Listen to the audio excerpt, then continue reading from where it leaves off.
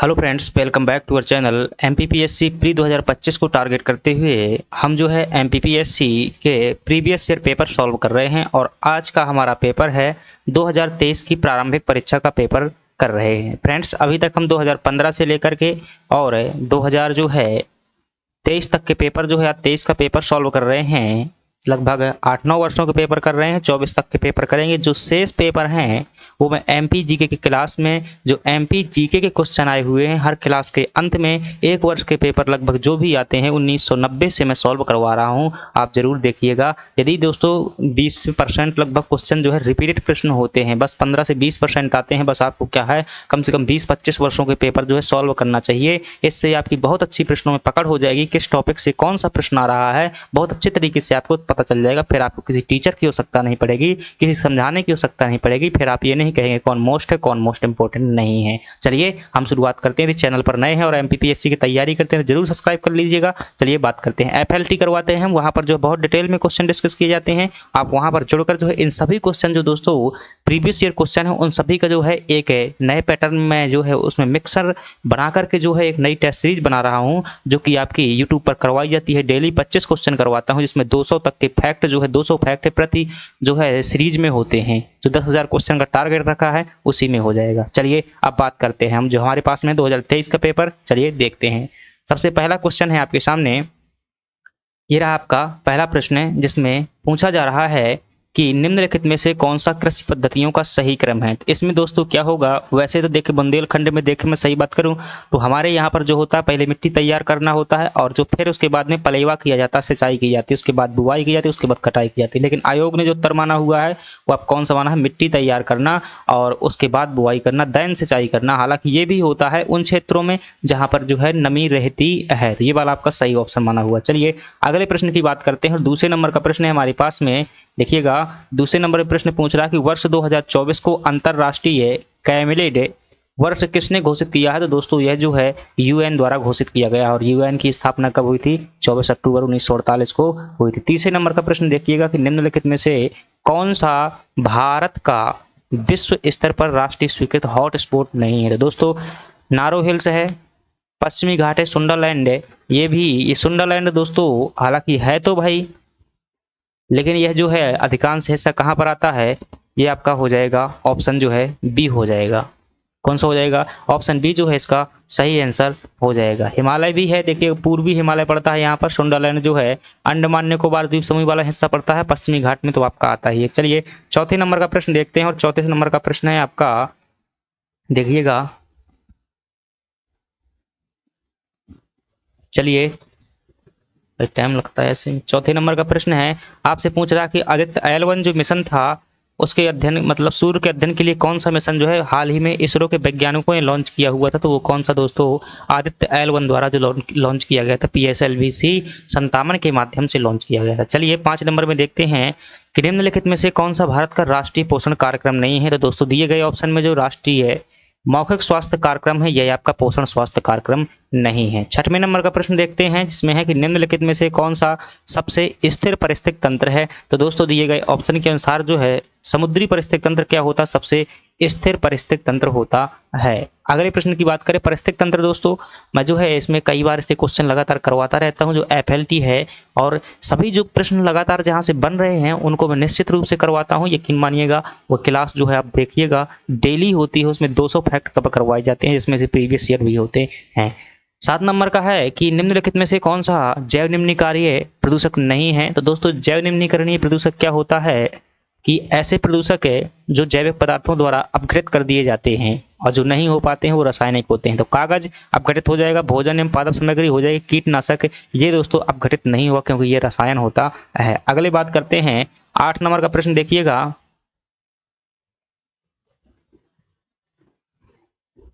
8 number का प्रश्न है आपके सामने।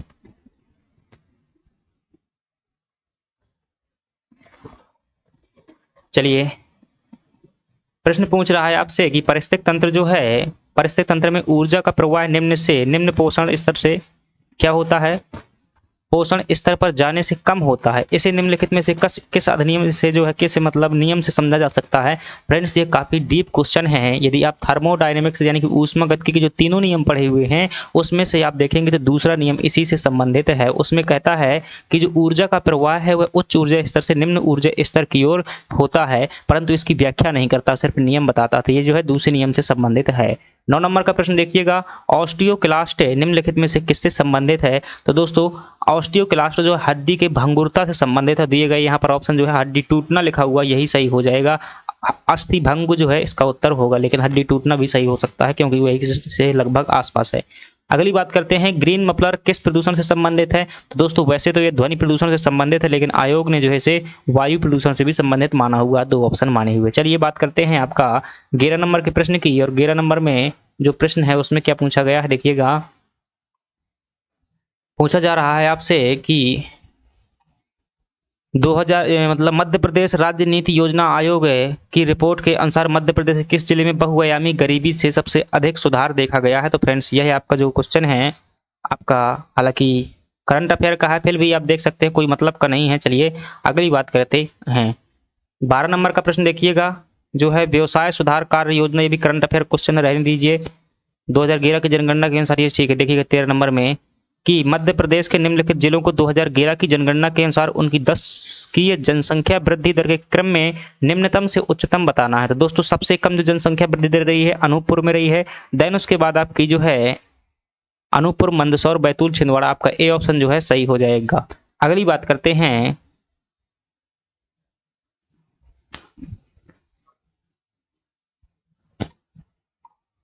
अगला प्रश्न है आपका 14 नंबर का, जिसमें पूछा गया है कि जो टांट्या मामा आर्थिक कल्याण योजना है दोस्तों इसका उद्देश्य क्या था। इसका उद्देश्य था कि जो SC ST के लोग हैं उनके लिए क्या करना, आर्थिक उद्योगों के लिए जो है सहायता करना। ये वाला आपका ऑप्शन सही हो जाएगा। अगली बात करते हैं 15 नंबर का प्रश्न कि मध्य प्रदेश के किस शहर में ट्रांसफार्मर और संबद्ध उत्पादों के लिए समर्पित क्लस्टर है। तो दोस्तों ये कहाँ पर है आपका, ये ग्वालियर में पड़ जाएगा। 16 नंबर के प्रश्न की बात करते हैं और 16 नंबर का प्रश्न है, भाई बार बार ये करना पड़ता है, अगर छोटा कर दूंगा तो आपको फिर दिखेगा नहीं, इसलिए इसमें जो आधा टाइम तो इसमें लग जाता है। चलिए देखते हैं 16 नंबर में प्रश्न पूछ रहा है कि उच्च न्यायालय के न्यायाधीशों की अधिकतम आयु कितने वर्ष होती है। तो दोस्तों उच्च न्यायालय के न्यायाधीशों की अधिकतम आयु कितनी होती है, 62 वर्ष होती है।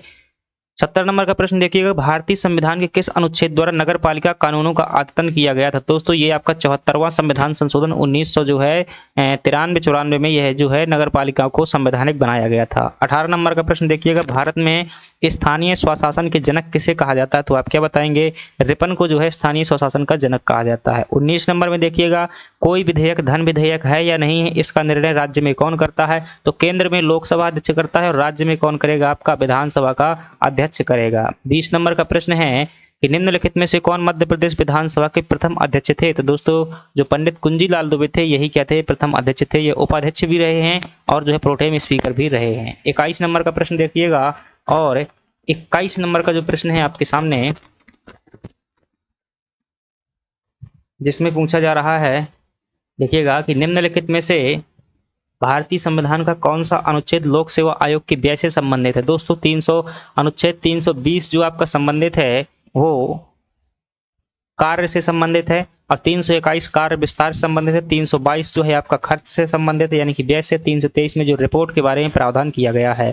योजना आयोग के स्थान पर जो है नीति आयोग कब गठित किया गया था। तो आप जानते हैं 1 जनवरी जो है 2015 को बनाया गया था। अगली बात करते हैं 12वें वित्त आयोग के जो है अध्यक्ष कौन थे। दोस्तों जो है योजना आयोग का क्वेश्चन रिपीट हुआ, तभी पिछली बार जो है अध्यक्ष पूछा गया था। ये पॉलिटी वाला जो क्वेश्चन है यूपीएससी का अनुच्छेद 315 पूछा गया था पिछली बार, तो आपको अनुच्छेद जो है रटने चाहिए। 12वें वित्त आयोग के अध्यक्ष कौन थे। तो सी रंगराजन जो है 12वें वित्त आयोग के क्या थे, आपके अध्यक्ष थे। अगली बात करते हैं खाद्य संरक्षण आयोग निम्नलिखित में से किस अधिनियम के अंतर्गत स्थापित किया गया था। दोस्तों यही आपका 2013 के अधिनियम के अंतर्गत स्थापित किया गया था। यही क्वेश्चन दोस्तों देखिएगा 2020 के पेपर में भी यही क्वेश्चन आया हुआ। तो रिपीट हो रहे हैं ना, रिपीट होते हैं क्वेश्चन, यकीन मानिएगा। यदि आप 20 वर्षों के 15 वर्षों के पेपर सॉल्व कर लेते हैं तो आप 15% पेपर तो ऐसे ही सॉल्व कर देंगे जो अगला पेपर होगा। 25 नंबर में देखिएगा, ये प्रश्न हटा देता हूं क्योंकि दोस्तों वैसे भी आयोग जो है सिलेबस में अब इतने ज़्यादा महत्वपूर्ण नहीं रहे, साथ ही जो है ये पेपर का जो है ये जो सिलेबस के अनुसार वर्तमान में नहीं होगा। अगली बात करते हैं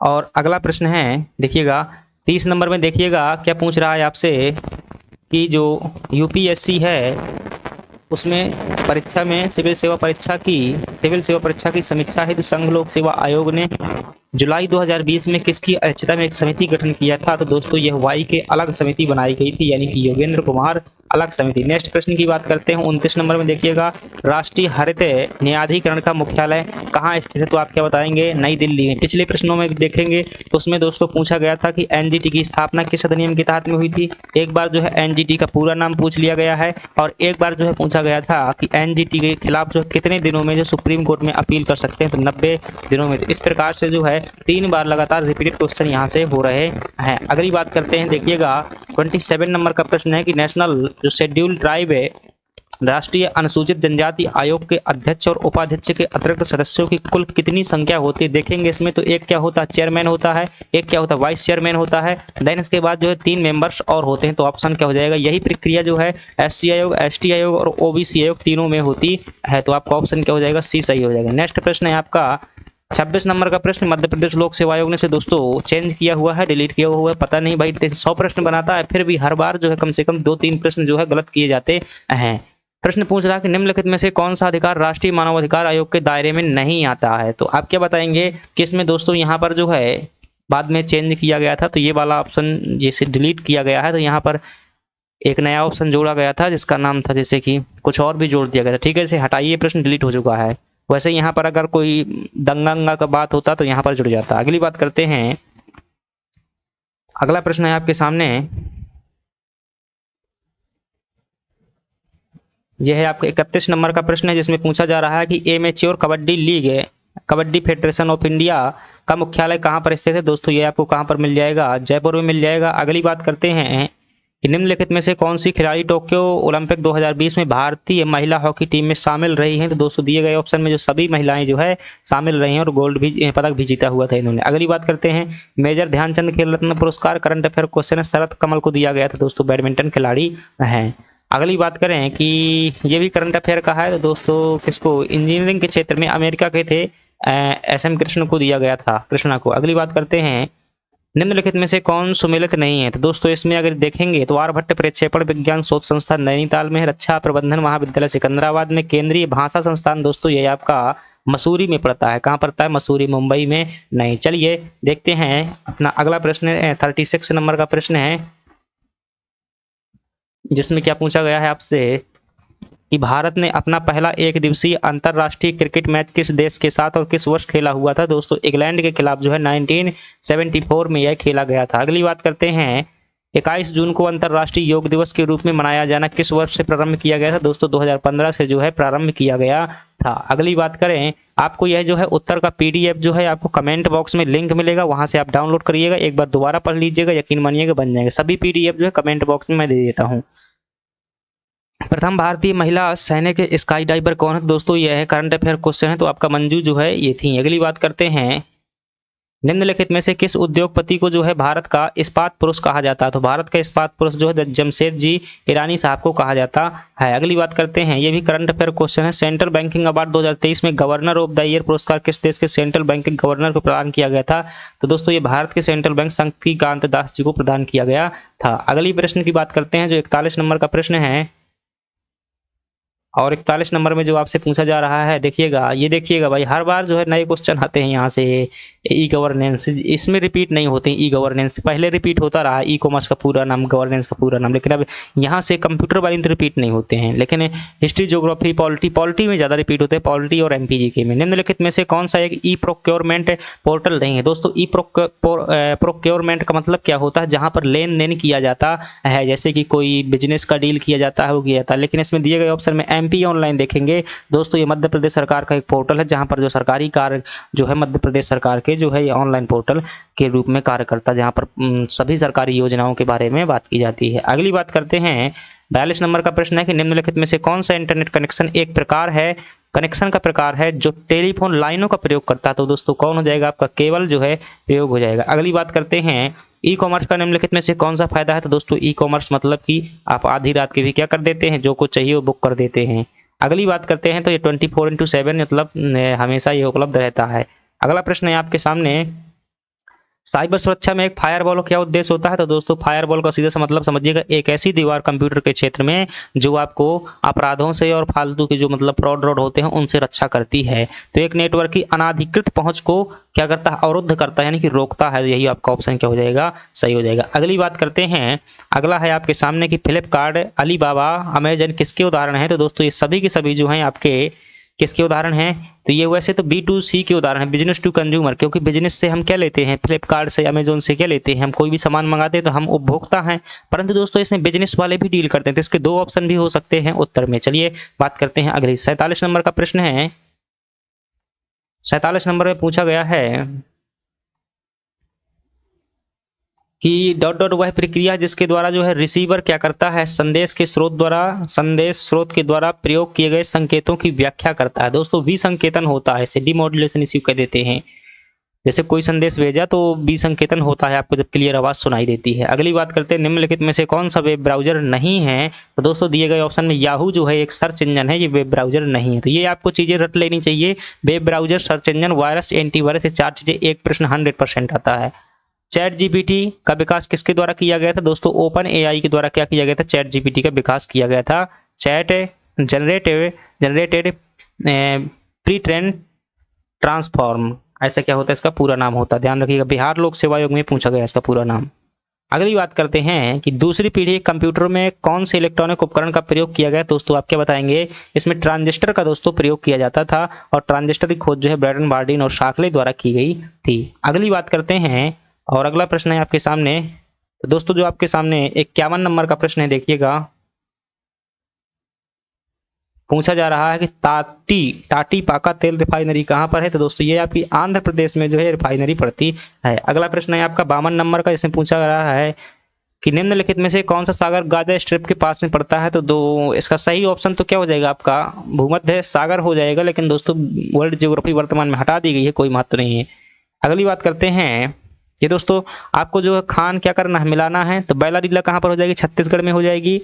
और बालाघाट मध्य प्रदेश में हो जाएगी। कुद्रेमुख कहाँ हो जाएगी? कर्नाटक में हो जाएगी। तो मिलाइएगा भाई, 4 नंबर का डी ऑप्शन मिलाइएगा, 4 नंबर का डी ऑप्शन।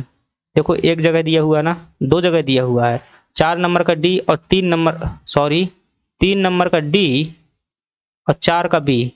तो 4 का यहाँ पर बी है भाई, और 3 का डी है, यहाँ भी बी है, यहाँ भी डी। अभी नहीं मिल रहा है इनसे दोनों से, तो और कोई देखना पड़ेगा। बैलाडीला छत्तीसगढ़ में। 1 नंबर का सी, 1 नंबर का सी यहाँ पर दिया हुआ है, और डी और बी, सी बी डी। तो यही आपका ऑप्शन जो है सही हो रहा है। कौन सा? 3 का डी। हाँ ये आपका जो है सी ऑप्शन जो है सही हो जाएगा। चलिए एक बार जो है चाहे तो आप अच्छे से देखें, आई होप अब मिला पाएंगे। मैं चाहे भाई मिला देता हूँ, थोड़ा सा टाइम लगेगा और क्या। देखो बैलाडीला कहाँ पर हो जाएगा? छत्तीसगढ़ में हो जाएगा। केंदुझर कहाँ हो जाएगा? उड़ीसा में हो जाएगा। बालाघाट कहाँ हो जाएगा? मध्य प्रदेश में हो जाएगा। कुद्रेमुख कहाँ पर हो जाएगा? कर्नाटक में हो जाएगा। चलिए अब जो है हम किसकी बात करते हैं? नेक्स्ट प्रश्न की बात कर लेते हैं। और नेक्स्ट प्रश्न है आपके सामने,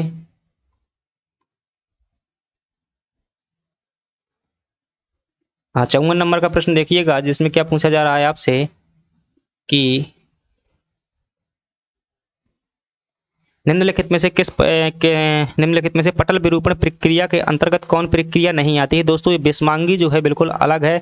पटल विरूपणी मतलब क्या होता है? जो पृथ्वी के अंदर की प्लेट होती है उनका गति करना। तो जब प्लेट गति करती है तो पर्वत का निर्माण होता है। भूकंप भी आते हैं और प्लेट का भी गति होती है। अगली बात करते हैं, राज्यों के अधिकतम से न्यूनतम साक्षरता के अनुसार सही क्रम को इंगित कीजिए। मतलब साक्षरता बतानी है दोस्तों। सर्वाधिक साक्षरता कहाँ है आपकी? केरल में है, उसके बाद मिजोरम में है, फिर उसके बाद त्रिपुरा में है, उसके बाद गोवा में है। चलिए 56 नंबर में देखिएगा कि निम्नलिखित में से कौन सी वायुमंडलीय परत जलवायु और मौसम में सभी परिवर्तन के लिए जानी जाती है? दोस्तों सब परिवर्तन कहाँ पर होते हैं? आपके क्षोभ मंडल पर होते हैं, इसलिए इसे परिवर्तनशील या रंगीन मंडल भी कहा जाता है। अगली बात करते हैं, और अभी ये प्रश्न भाई से भी देख लीजिएगा, कौन सी नदी का उद्गम जो है नासिक जिले से होता है? नासिक जिले में त्र्यंबक पहाड़ी से होता है। दोस्तों कौन सी उद्गम, वो एक नदी वहां पर, तो वैसे तो कौन है भाई आपकी? वो है, क्या नाम है? गोदावरी है, लेकिन गोदावरी ऑप्शन में ही तो बैतरणी भी है। अगले प्रश्न की बात करते हैं, देखिएगा जो बगल में दिए उन्हें भी देख लेते हैं भाई। 60 नंबर में पूछ रहा है आपसे कि निम्नलिखित में से किसे मेलोसिस बेसन के नाम से जाना जाता है? तो मेलोसिस बेसन दोस्तों नदी द्वारा अपरदित क्षेत्र है, मिजोरम में यह पड़ता है। अगली बात करते हैं, भूमिगत ताप का उपयोग सर्वप्रथम सफल प्रयोग कहाँ पर किया गया था? दोस्तों ये भूमिगत ताप के जो उपयोग का प्रथम सफल प्रयोग है जो आपको अमेरिका में किया गया था। नेक्स्ट प्रश्न की बात करते हैं। ये दोस्तों राष्ट्रीय उद्यान दिए हुए हैं तो इन्हें देखिएगा और मिलाइएगा। तो आप यहाँ पर देखेंगे तो मैं मिला देता हूँ। तो आपके कहाँ पर हो जाएंगे? नौकरेक जो हो जाएगा आपका कहाँ पर हो जाएगा? मेघालय में हो जाएगा। और मानस कहाँ पर हो जाएगा आपका? असम में हो जाएगा। सिमलीपाल कहाँ पर हो जाएगा? उड़ीसा में हो जाएगा। शेषाचलम कहाँ हो जाएगा? आंध्र प्रदेश में हो जाएगा। तो मिलाइएगा। चौथे नंबर का सी नंबर, चौथे का सी यहाँ पर दिए हुए हैं और तीसरे का जो है ए नंबर, तीसरे का ये जो है एक ही में दिया हुआ, तो आपका डी ऑप्शन क्या हो जाएगा? सही हो जाएगा डी ऑप्शन भाई। तीसरे का ए, तीसरे का ए, दो जगह दिया हुआ है, अभी नहीं हुआ है। दूसरे का डी, तीसरे का ए और दूसरे का डी। तो दूसरे का डी,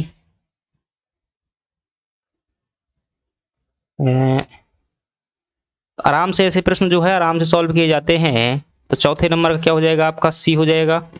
चौथे का सी यहाँ पर दिया हुआ है और तीसरे का क्या हो जाएगा? तीसरे का ए हो जाएगा। तीसरे का ए यहाँ पर हो जाएगा। तो ये दोनों ऑप्शन कट गए, अब ये दोनों मिल रहे हैं। अब दूसरे में डी देखिएगा, तो दूसरे में डी कहाँ पर दिया हुआ है? यहाँ पर दिया हुआ। तो ए ऑप्शन क्या हो जाएगा आपका? सही हो जाएगा। चलिए, तो ऐसे प्रश्नों को जो है गलती मत करना, थोड़ा सा हड़बड़ी में बनते होते हैं, लेकिन ये अगली बात करते हैं। और अगला प्रश्न है आपके सामने जिसमें पूछा जा रहा है वर्ष 1948 में जो है बुंदेलखंड और बघेलखंड को जोड़कर कौन सा प्रदेश बनाया गया? दोस्तों वो कौन सा प्रदेश था आपका? विंध्य प्रदेश बनाया गया था। अगली बात करते हैं, किस अधिवेशन में जो है कांग्रेस के नरम एवं गरम दल में विभाजित हो गए थे? दोस्तों 1907 का सूरत अधिवेशन था, वहां पर दोनों जो है विभाजित हो गए थे। अगला प्रश्न है आपके सामने 63 नंबर का कि निम्नलिखित में से कितनी रियासतें 15 फरवरी 1948 को सौराष्ट्र संघ में मिलाई गई थी? तो कितनी रियासतें थी आपकी? 200 जो है 23 रियासतें थी। नेक्स्ट प्रश्न की बात करते हैं और नेक्स्ट प्रश्न है आपके सामने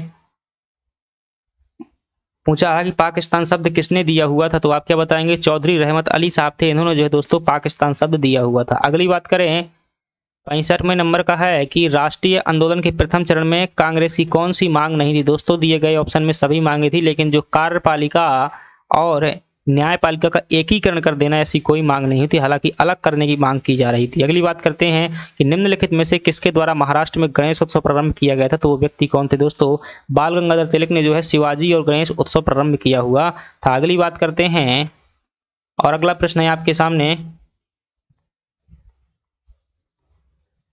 67 नंबर में देखिएगा, पूछा जा रहा है आपसे कि निम्नलिखित में से किस वर्ष नादिर शाह ने भारत पर आक्रमण किया था? तो आपका जवाब क्या होगा? 1739 में किया था। इसे ईरान का नेपोलियन भी कहा जाता है और यहाँ पर करनाल का युद्ध हुआ था। मोहम्मद शाह रंगीला शासक थे। आर्य मंजूश्री मूल कल्प जो है निम्नलिखित में से किससे संबंधित ग्रंथ है? दोस्तों ये महायान शाखा से संबंधित है। अगर आप इन्हें पढ़ा हुआ है तो आपको पता होगा कि आर्य मंजूश्री जो है एक वो भी हुए हैं, बोधिसत्व भी हुए हैं, और बोधिसत्व जो है किस परंपरा में प्रचलित है? महायान शाखा में प्रचलित है।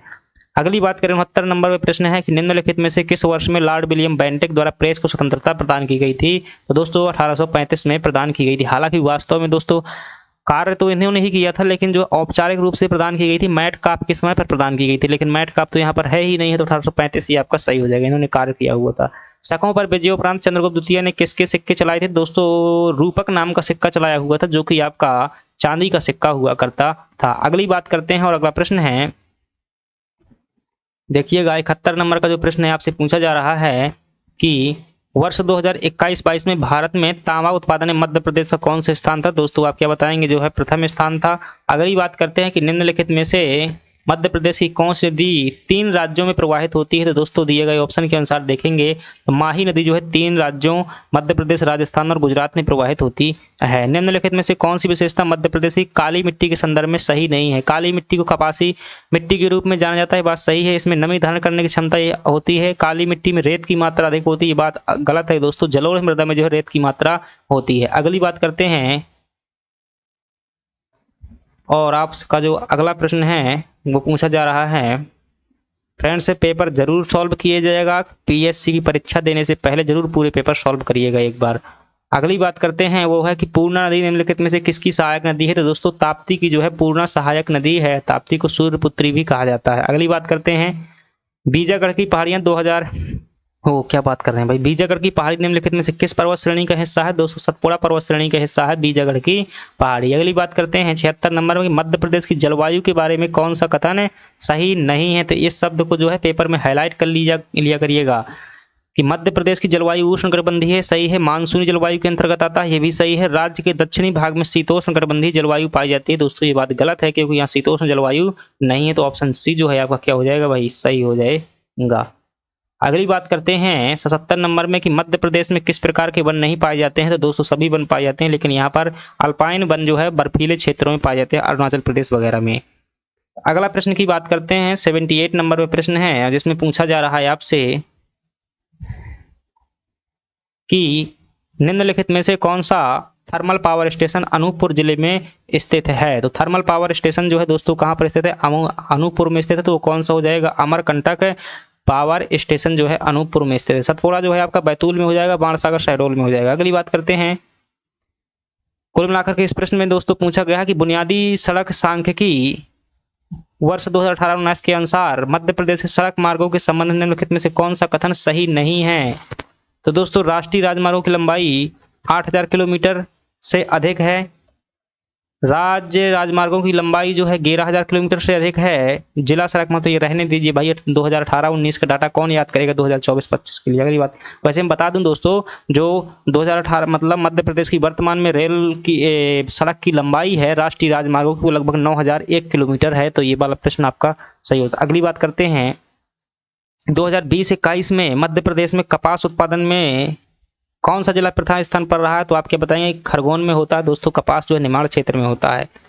81 नंबर का प्रश्न देखिएगा जिसमें आपसे पूछा जा रहा है, तो यहाँ पर दोस्तों अच्छा पेपर आया हुआ था। मैंने जो ये है 3 क्वेश्चन अभी बताऊंगा, मैं जो है इन्हें अक्सर जब भी सॉल्व करवाता हूँ, चाहे टेस्ट सीरीज हो, चाहे ऑफलाइन पढ़ाना हो, चाहे जहाँ भी पढ़ाना हो, मैं सभी क्वेश्चन बैंक के एक साथ में करवाता हूँ, 10 फैक्ट करवाता हूँ, और 10 में से जो है 3 के 3 फैक्ट जो है एक ही क्वेश्चन के मेरे सॉल्यूशन से आए हुए थे। तो ये बहुत अच्छा है यहाँ पर, मतलब मुझे लगा था कि पेपर देख करके।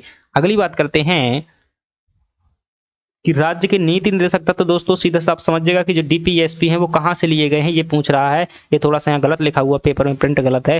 तो दोस्तों नीति निर्देशक तत्व जो है भाग 4 में दिए हुए हैं और आयरलैंड से लिए गए थे। अगली बात करते हैं, प्रश्न है कि संसद का निर्माण निम्नलिखित में से किसके द्वारा होता है? तो आप क्या बताएंगे कि लोकसभा, राज्यसभा और राष्ट्रपति से मिलकर जो है संसद का निर्माण होता है। दोस्तों ये रिपीटेड प्रश्न है, आप देखिएगा कब का भाई, 2017-18 का पेपर देखिएगा, रिपीटेड प्रश्न है ये 100%। अगली बात करते हैं, अगला प्रश्न है आपके सामने, ये प्रश्न थे भाई साहब जो है मैंने करवाए हुए थे, यकीन मानिए। अब यहाँ पर जो है मैं ऑफलाइन उस टाइम पर पढ़ाता था जो है, तो देखिएगा ये पूरे के पूरे क्वेश्चन, 3 क्वेश्चन ज्यों के त्यों आए हुए थे। नाबार्ड की स्थापना कब हुई थी? तो 12 जुलाई 1982, और किस समिति की अनुशंसा पर? जो है शिवरमन समिति हुआ करती थी, उसके अनुशंसा पर की गई थी। एक प्रश्न ये आया था, और एक जो है बैंकिंग के मैं सब प्रश्न ये एक साथ करवाता हूँ। सिडबी जो दोस्तों सिडबी है, इसकी स्थापना कब हुई थी? तो अप्रैल 1990 में हुई थी, और एकमात्र बैंक है, इसका मुख्यालय जो है लखनऊ में स्थित है। Small industrial development bank of India इसका पूरा नाम है।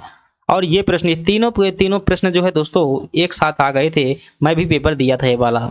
1980 में जो है भारत में कितने बैंकों का राष्ट्रीयकरण किया गया था? तो भारत में सबसे पहले आरबीआई का राष्ट्रीयकरण किया गया था 1949 में, और 1960 में जो 269 में जो है 14 बैंकों को किया गया था, 1980 में जो 6 बैंकों को किया गया था। अगली बात करते हैं, अगला प्रश्न है हमारे पास में जो वो है, देखिएगा आपसे पूछ रहा है कि शिक्षा का अधिकार किस संविधान संशोधन द्वारा जो है मौलिक अधिकारों में जो है शामिल किया गया था? तो अरे भाई कहाँ आ गया? तो इसका सही जो उत्तर होगा आपका 86वें संविधान संशोधन के द्वारा जो है शामिल किया गया था। अगली बात करते हैं, अनुच्छेद 51 का मौलिक कर्तव्य की व्याख्या करता है, फिलहाल कितने मौलिक कर्तव्यों को उल्लेख करता है? तो आप क्या बताएंगे कि वर्तमान में जो 11 मौलिक कर्तव्य हैं। अगली बात करते हैं, किस संविधान संशोधन के द्वारा प्रस्तावना में समाजवादी शब्द जोड़ा गया था? दोस्तों ये कौन सा था? आपका 42वां संविधान संशोधन था। अगली बात करते हैं कि संविधान सभा का निर्माण किस योजना के तहत किया गया था? दोस्तों 1946 में जो है कैबिनेट मिशन योजना के तहत किया गया था। अगली बात करते हैं, और वो है आपका जो देखिएगा 91 नंबर का प्रश्न है, आपसे पूछा जा रहा है कि भीमा नायक का संबंध किस जिले से था? दोस्तों बड़वानी से था, और उन्होंने जो है सेंधवा में जो है लड़ाई के लिए नेतृत्व भी किया था 1857 की क्रांति में। जनजाति नेता सीताराम कंवर और रघुनाथ सिंह मंडलोई भिलाला अंग्रेज विरोधी क्रांति में कब जो है शामिल हुए थे? तो आप क्या बताएंगे? 1857 में जो है शामिल हुए थे। अगली बात करते हैं, सागर के आंचलिक क्षेत्रों में दीपावली के अवसर पर कौन सा लोक नृत्य किया जाता है? तो दोस्तों बुंदेलखंड में पड़ता है सागर, और यहाँ पर जो दीपावली के समय पर जो मौनी नृत्य होता है, और आपको जो है मैं भी ये नृत्य करता हूँ, मैं भी इसमें जो है भाग लेने वाला रहा हूँ अभी तक। हालांकि मेरा 12 साल किया जाता है ये, जब भी मोर पंख लेकर के जो कोई खड़ा होता है इसमें, तो 12 साल तक भाग लेना पड़ता है। तो मेरा जो है अभी 11 शायद हो गए हैं, मैंने इस साल नहीं किया हुआ है, तो 12 साल हो जाएंगे शायद। चलिए अगली बात करते हैं। नेक्स्ट हो तो गए शायद आपके 93। चलिए देखिएगा यहाँ पर 96 नंबर का है, और 96 नंबर में पूछा जा रहा है कि दीवार पर मिट्टी से बनाई जाने वाली नोहडोरा अलंकरण किस जनजाति से संबंधित है? दोस्तों किससे संबंधित है? आपकी गौंड जनजाति से संबंधित है। और 97 नंबर का प्रश्न देखिएगा, ऐतिहासिक मतंगेश्वर मंदिर का निर्माण जो दोस्तों ये खजुराहो में है, और इसका निर्माण जो है हर्षवर्मन नाम के शासक द्वारा करवाया गया था, जो कि चंदेल शासक था। अगली बात करते हैं, और वो है आपका देखिएगा 98 नंबर का प्रश्न है, और आपसे पूछा जा रहा है कि रामचंद्र का किसकी प्रसिद्ध रचना है? दोस्तों ये केशव दास जी की रचना है, जो कि इंद्रजीत बुंदेला के दरबार में कवि हुआ करते थे। बालकृष्ण सर्वानवीन ने 2 काव्य प्राणार्पण था आत्मोत्सर्ग किस पर लिखे हुए थे? तो दोस्तों यह जो है आपके गणेश शंकर विद्यार्थी के ऊपर लिखे गए थे। अगली बात करते हैं, और लास्ट प्रश्न है आज का कि स्वतंत्रता आंदोलन जो हुए थे, स्वतंत्रता आंदोलन में निवाड़ी जिले की थौना लोहारी गोलीकांड की घटना कब घटित हुई थी? आपको जानकर हैरानी होगा कि मैं जो है यहाँ काफी अच्छे से पढ़ाता रहता हूँ, लेकिन फिर भी मुझसे जो है एक प्रश्न गलत हुआ था। तो वैसे आप अफसोस मत कीजिएगा, कभी एक प्रश्न गलत हो जाए तो हो जाते हैं भाई। ये 1939 में हुआ था, मैंने 1931 लगाया हुआ था। चलिए फ्रेंड्स, ये थी हमारी क्लास जो है एमपीपीएससी 2023 का। हमारा लास्ट पेपर बचा हुआ है, कल 2024 का सॉल्व कर लेंगे। इसके बाद जो है हम मध्य भारतीय इतिहास का जो घटना चक्र के क्वेश्चन करना शुरू करेंगे। चलिए धन्यवाद, लाइक सब्सक्राइब कर दीजिएगा यदि चैनल पर नए हो। चलिए फ्रेंड्स।